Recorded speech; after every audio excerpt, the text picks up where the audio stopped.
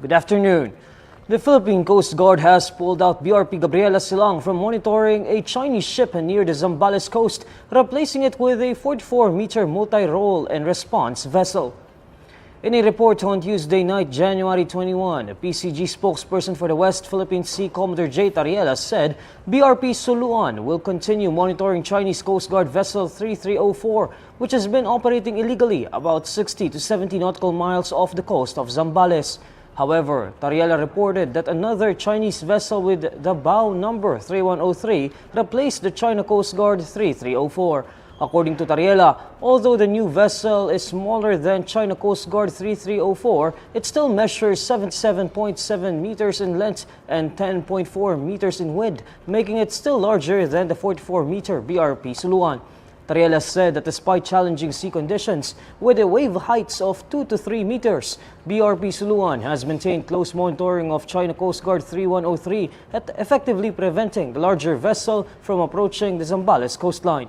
The PCG vessel also radio challenged China Coast Guard 3103, reiterating that its illegal presence violates the Philippine Maritime Zones Act, the United Nations Convention on the Law of the Sea, and the 2016 Arbitral Award.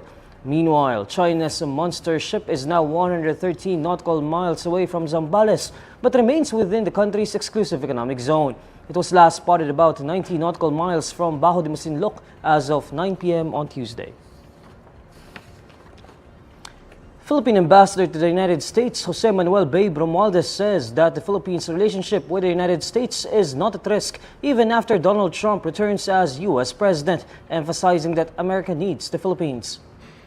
During an interview with Radio 630 on Wednesday, January 22, Romualdez was asked if the Philippines and its interests are at risk and now that Donald Trump is back in power as the 47th President of the U.S. Romualdez says that the two nations have existing treaties and agreements which make the partnership of the two countries strong.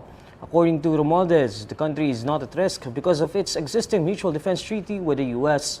Romualdez says that the Philippines' presence is very important for the U.S. because the country is at the forefront now because of the South China Sea and the West Philippine Sea.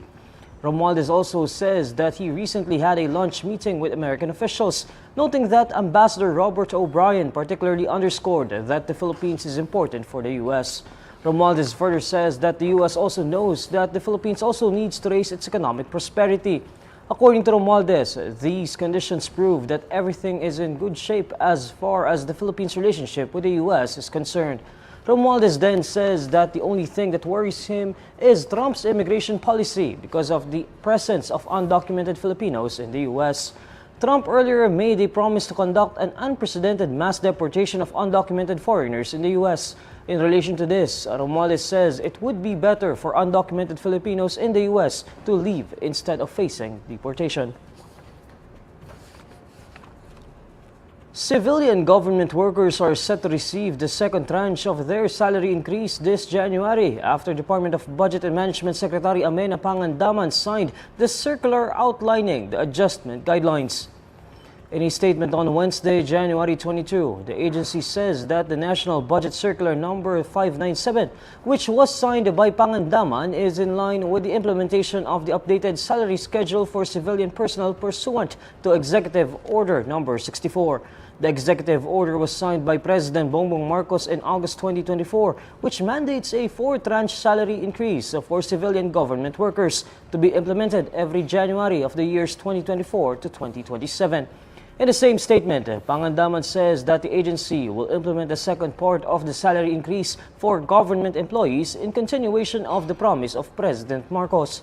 The increase applies to all civilian government personnel now existing or hereafter created in the executive, legislative, and judicial branches, the constitutional commissions and other constitutional offices, state universities and colleges, and the government-owned and controlled corporations not covered by Republic Act No. 10149 and Executive Order No. 150. This is regardless of appointment status, whether regular, casual, or contractual, appointive or elective, and on a full-time or part-time basis.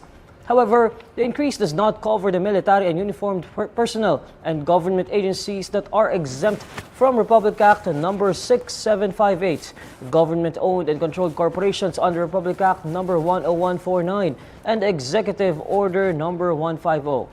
The increase does not also apply to individuals engaged in employer-employee relationship and funded from non-personal services appropriations and budgets, as well as to student workers and apprentices, and those persons whose services are engaged through job orders, contracts of service, or others in similar situations.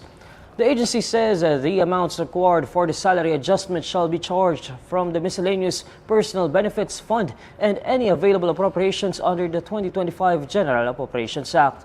On the other hand, for government-owned and controlled corporations covered by the circular, the amounts shall be charged from their corporate operating budgets as approved by the Department of Budget and Management. And these are the stories you need to know today. I'm Neil Mercado. Follow INQUIRER.net on Facebook, X, YouTube, TikTok, Instagram, and Reddit. For more stories, visit INQUIRER.net. Good afternoon.